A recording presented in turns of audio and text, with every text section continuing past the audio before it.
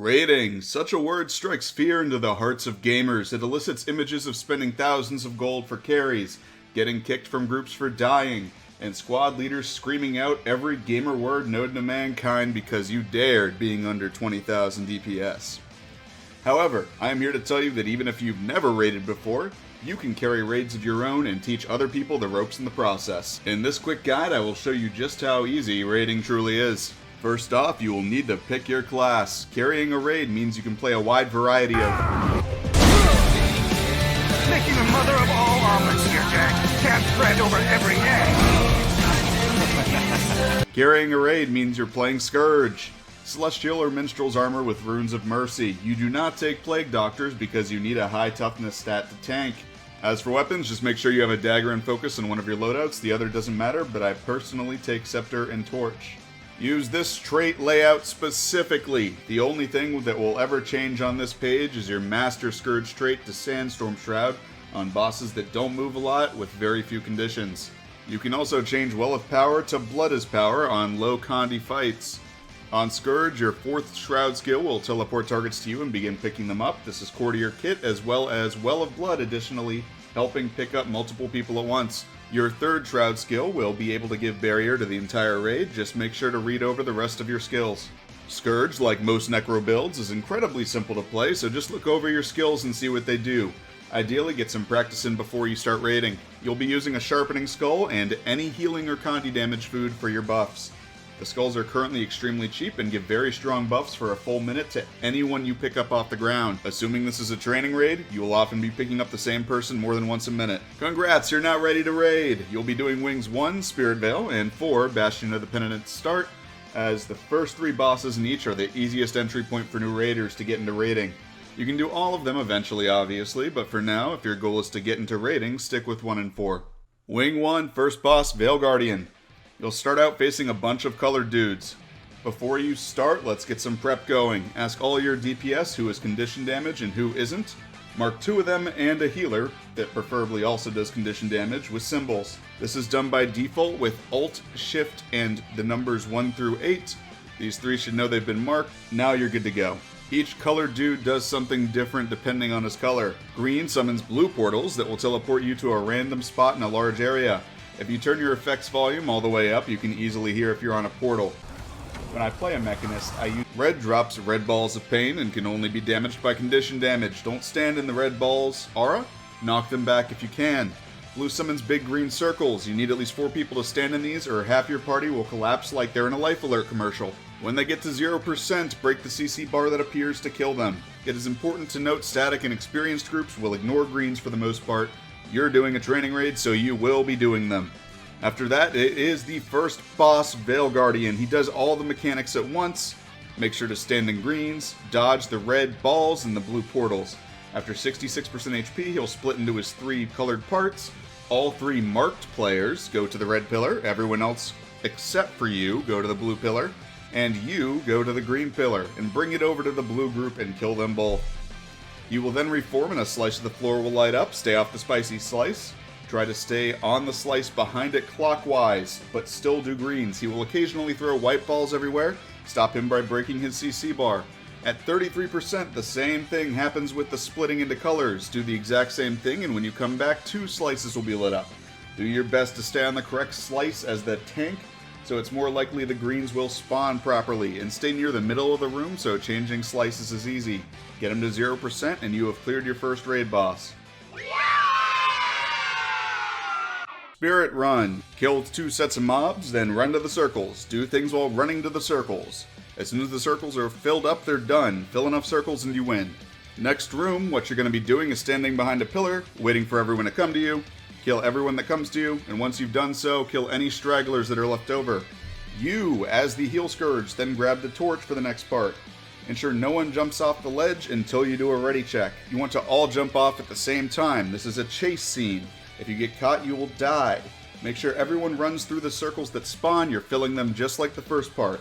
You and 1 or 2 of your healer friends are going to be hanging back and ensuring you fill up the circles before you go and catch up with the rest of the group. All the DPS should be killing the walls that pop up. Don't waste time killing the other ghosts. You'll encounter a wall right before a big jump. Ensure that you let them know to jump after, or they will walk off a cliff and die. After that, there is a room with 5 buttons. Mark the buttons as you pass them. Once everyone is on a button, you win. Quick side note here, almost forgot. After you beat Spirit Run, make sure to get your treasure chests for your Envoy armor. Gorseval, aka Tentacle Daddy. Switch to Harbinger if you have it. If you do, copy this build so you can help compensate for lacking DPS. If you don't, no worries, stick on Scourge, but exchange your Trail of Anguish to either Spectral Ring if you need protection, or to Blood as Power if your party needs more DPS. If you have trouble with orbs, Epidemic is also still very viable unless you're in Minstrels. This is because Epidemic uses your condition damage when determining the DPS stats. Some prep work. If you don't have a Ranger, you will need at least one. Have every single Ranger bring Entangle unless you have over 3. 3 Entangles should always be more than enough. Designate one as the primary Entangler. If you have no Alacrity, designate a secondary one as well, and give them icons. Once you're situated, place a marker on the ground behind and to the left of Gorseval. When spirits spawn, reposition it so that it's on the spirit that spawns close to there. The fight will start and you will stand on the other side of Gorseval, dodging when he slams his fist down or giving yourself stability.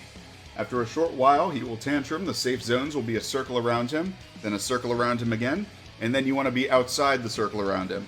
If you don't stay out of the goop, you'll need to cure the 25 vulnerability stacks that it gives you.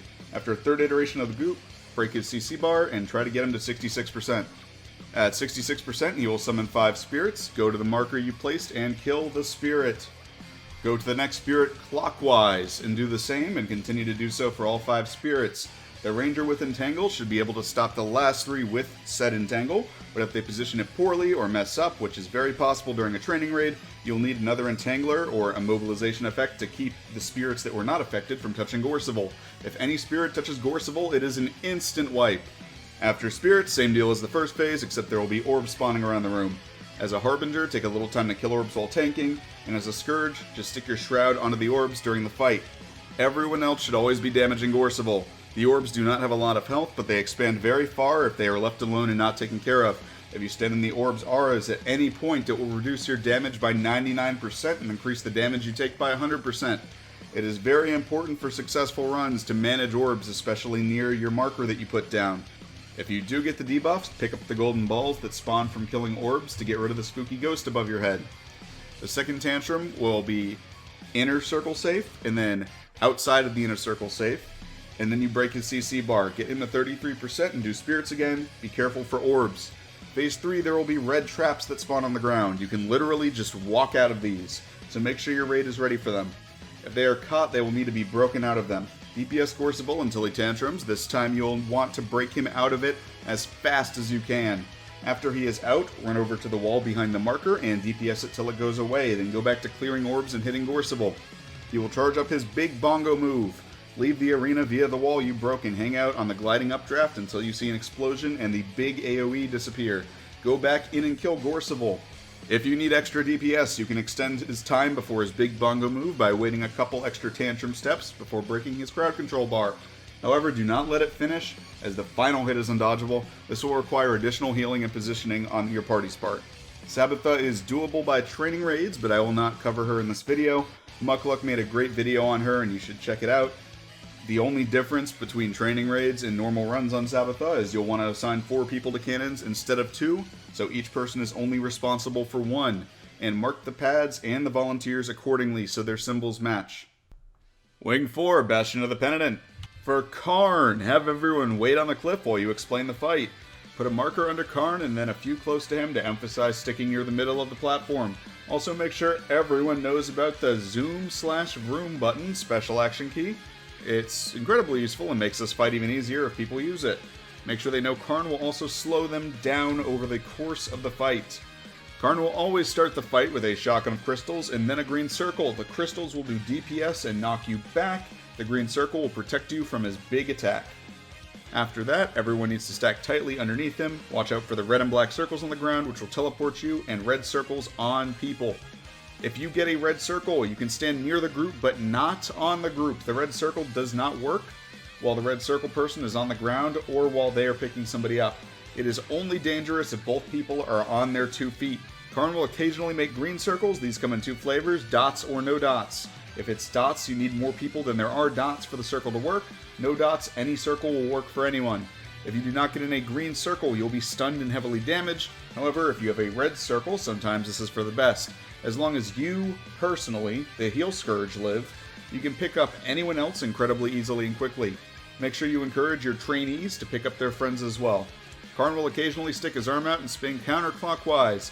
Dodge left right before it hits you and you will completely dodge this skill 95% of the time. If this or the crystal shotgun hit you off the platform, it will instantly kill you, which is another reason why using the vroom button is important, as it is not only fast but also a dodge, making it easy to get back near the center of the room. Late in the fight, he will slam the ground and let out some shockwaves of dark goo. Either dodge this or stun break out of it. If you're unlucky, this can easily knock you all the way back over the edge of the platform due to being stun locked. Mursaat Overseer. Orange platforms bad. Platforms with green lines extremely bad. Orange will do heavy DPS over time. Greens will summon spears that will socially distance your life from your body permanently. Stick in the middle 4 platforms throughout the fight. When the fight starts, 4 small boys will spawn. They will turn gray platforms orange when they cross the border to them. They cannot reignite platforms unless they cross the border. You can stop them temporarily while small with DPS, so you only fight 1 to 2 big boys at once. When they get to the end, they will turn into big boys, and they'll come after your party while still turning platforms orange. It is very important to focus these down as fast as possible, especially in training raids. As a squad leader, make sure to target them so your other party members will just have to hit their T key to do the mechanic properly. When small boys become big boys, they will aggro on Protect. Your job as Protect is to keep them on a single platform until they are killed, or if spikes get in the way, as few platforms as possible. If they turn the platform you are on orange, do not run to other platforms unless you're dodging spikes. Claim has the power to turn the platforms off, and once they do so, as previously stated, it cannot be turned on again unless one of them crosses the border back onto it. Protect has a small invincibility orb they can summon. This happens once a fight. This is rarely used except for the Envoy Armor achievement, but can come in clutch occasionally since it can prevent spike death. The spell can turn off the yellow invincibility shields on the small and big boys. If you are Dispel, it is more important you do it right than if you do it fast. Make sure that you take a few steps away and click on the shielded minion specifically. Make sure it is targeted, and then hit your special action key. If you use Action Cam or depend on auto aim, more times than not, Mursaat Overseer will block your shot with his big bodacious booty. Claim should be claiming on cooldown, the only exception being when big boys are about to spawn so they can immediately turn off the platform Protect is on after the big boys ignite it. Please stick an Alacrity support in the same party as Dispel and Claim if you have one, because it does affect the cooldowns. At 25% and lower, the spikes will enter a pattern where you will be forced to leave the middle 4 platforms. This is easy to spot as it will start on the bottom right of the middle 4, and then it will go counterclockwise till it reaches the bottom left. After that, you will need to go into the corner before going right back into the middle. You should be able to kill Chest Boy at this point. If you wipe on this a lot, it is mostly due to people not focusing the ads when they spawn, more likely than not. The ads themselves do not have a lot of health, and even if everyone is doing incredibly bad DPS, the ad should be dead within seconds if everyone switches target to it when it spawns. If the ads are taking a while to die, somebody is ignoring mechanics. If this happens, do not call them out specifically, but after every wipe simply state, "We died because not enough people focused the ad in time." Samarog. First off, this boss has a bug where it will occasionally flash green and white extremely fast and frequently. This can cause seizures and migraines. Please leave the raid completely and re-enter it if this happens. That'll sometimes fix it. If it continues to happen, I highly recommend taking a break for the night or attempting another boss. Pre-prep for Samarog. Everyone bring crowd control. All of it. All the crowd control. As a Scourge, you want Spectral Grasp and Breach or Flesh Golem. I prefer Breach for the might, but it is much slower CC damage. One person will be marked as the tank. Face them long ways north or south, and everyone else get behind Sammy. Sammy will do a 2-slap to stab combo. The shockwave from the stab can be dodged, jumped over, or avoided with stability. Everyone tells me you can block this as well, but results may vary. Just jump over it. He will also do a big swipe move. Just run behind him when he does this. Every 10% you'll need to break Sammy's break bar before he finishing... Every 10% you will need to break Sammy's break bar before he finishes nay-naying the tankussy. Save your crowd control for this, and heal the tank if needed. Once he's been stopped, he will select another target as the new tank. At 66%, Sammy will go into his man cave and summon Rigum and Big Bumbus. You'll need to judo throw Rigum in there, in the man cave, with him, for a little alone time, while you beat the hell out of Big Bumbus right outside the giant yellow sphere. Do not enter the giant yellow sphere unless you have tank stats. You will be obliterated. And even if you are a tank, there is rarely a reason to ever go in there. After you kill Big Bumbus, yank Rigum out and kill him. After that phase, it will be the same fight, but with friends mechanic. One person will get a big green circle, one will get a small green circle. They need to stand on top of each other and out of the group. If you are especially tanky, this will not down you, but it's good to do the mechanic anyway. Same deal, every 10%, protect the tank from being sent to the Shadow Realm, and at 33%, do the Rigum and Big Bumbus mechanic. After this, it's just 3 more 10% mechanics and you win. Throughout the fight, Sammy will spawn spears. Ignore them and just stand out of the way of them when they vacuums them back up. The only time you need to kill them is when they're right in front of the sphere. And there you go, a quick guide to every easy fight you can lead as someone with no experience and just one loadout. Keep in mind that if people bring gear with more toughness than you, they will need to tank Gorseval and Vale Guardian, but other than that, best of luck and enjoy raiding. はじめまして大好きな音楽へずっと考えてたことどうか聞いてほしくって伝えたいことちょっと照れくさいけれどずっと思っていたことこんなお手紙に込めてどんな時もあなたの言葉声を聞いているだけで力が湧いてくるんだ時もっても辛いくらい痛い日もあるけどねあなたに触れるだけで気づけばこの世界が色鮮やかになる花が咲くように笑って泣いてどんな時だって選んでいいんだいつでも自由に今日はどんなあなたに出会えるかなこの世界続けていて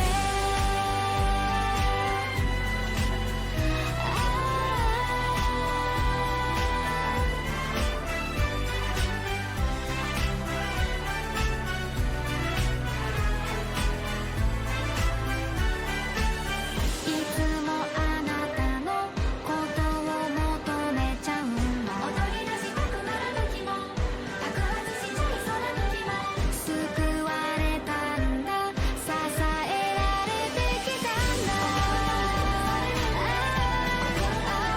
ねえもっと触れていたいよずっとそばにいてほしいよいつまでも大好きなあなたが響いていますようにこんなたくさんの気持ちぎゅっと詰め込んだ思いちゃんと伝えられたかなちょっとだけ不安だけどきっと届いてくれたよね全部私の素直な言葉だからもしもあなたに出会えてなかったらなんて思うだけで怖いほど大好きなんだ